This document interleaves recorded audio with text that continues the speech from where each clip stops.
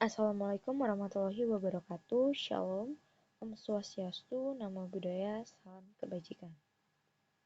Perkenalkan, nama saya Strenega Yuswarno dengan NIM 55522000019. Pada kesempatan kali ini, saya akan mempresentasikan chapter 11 tentang manajemen laba.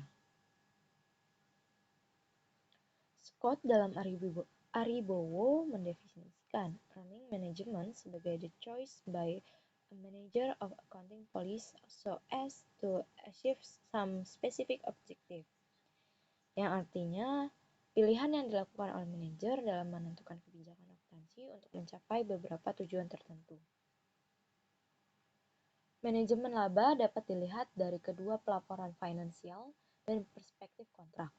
Dari perspektif pelaporan keuangan, manajer dapat menggunakan manajemen laba untuk memenuhi analis perakiraan laba, sehingga menghindari reputasi, kerusakan, dan negatif yang kuat. Pola manajemen laba terdapat 4 bagian. Yang pertama, take and abate.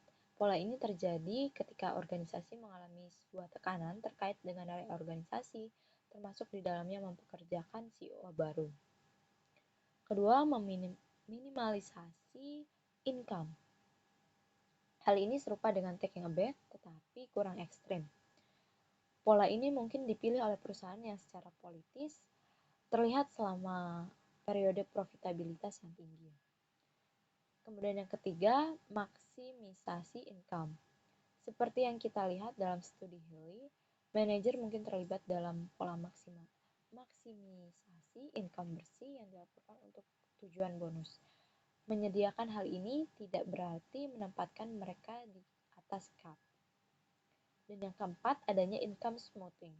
Hal ini mungkin merupakan pola manajemen laba yang paling menarik. Menurut Healy, manajer mempunyai insentif untuk memuluskan income sehingga mereka paling tidak tetap berada di antara boge dan cap. Manajemen laba untuk tujuan bonus. Pada makalah Healy, didasarkan pada teori akuntansi positif. Makalah ini berusaha untuk menjelaskan dan memprediksi pilihan manajer atas kebijakan akuntansi. Yang lebih spesifik, ini merupakan perluasan dari hipotesis rencana bonus yang menyatakan bahwa manajer perusahaan dengan rencana bonus akan memaksimalkan earning saat ini. Dengan melihat lebih dekat pada struktur rencana bonus, Healy sampai pada prediksi khusus tentang bagaimana dan di bawah kondisi apa manajer akan terlibat dalam jenis manajemen laba ini. Motivasi lain untuk manajemen laba. Terdapat 6 poin. Poin yang pertama terkait other contractual motivation. Kemudian yang kedua, political motivation. Ketiga, taxation motivation. Dan keempat, change of chief executive officer atau CEO. Kelima, initial public offering atau IPO. Dan yang keenam, to communicate information to investor. Selanjutnya, kita dapat melihat sisi baik dari manajemen laba. Sisi baik dari manajemen laba bisa dilihat dari perspektif kontrak dan pelaporan keuangan. Dari perspektif kontrak, tingkat manajemen laba bisa dianggap baik apabila terkait dengan kontrak efisien versus bentuk oportunistik dari teori akuntansi positif. Dalam kontrak yang efisien, maka diinginkan untuk memberi manajer kemampuan untuk mengelola laba dalam menghadapi kontrak yang rigid dan tidak lengkap. Selanjutnya adanya sisi buruk dari manajemen laba. Perusahaan yang melakukan manajemen laba memiliki rata-rata leverage yang lebih besar dan secara signifikan memiliki lebih banyak pelanggaran kontrak hutang daripada sampel kontrol.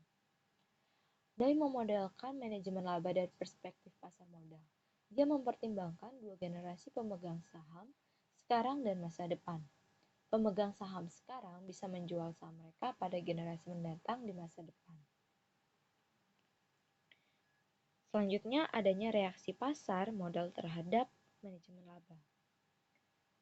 Subramanya menemukan bahwa setelah pengendalian efek arus kas operasi dan accrual non-discretionary terhadap return saham, pasar modal merespons secara positif terhadap accrual discretionary.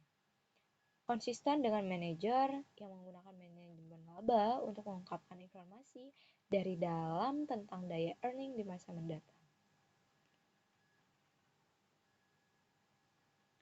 Mungkin sekian yang dapat saya sampaikan. Kurang lebihnya mohon maaf. Terima kasih. Assalamualaikum warahmatullahi wabarakatuh. Shalom, Om Swastiastu, Namo Buddhaya, Salam Kebajikan.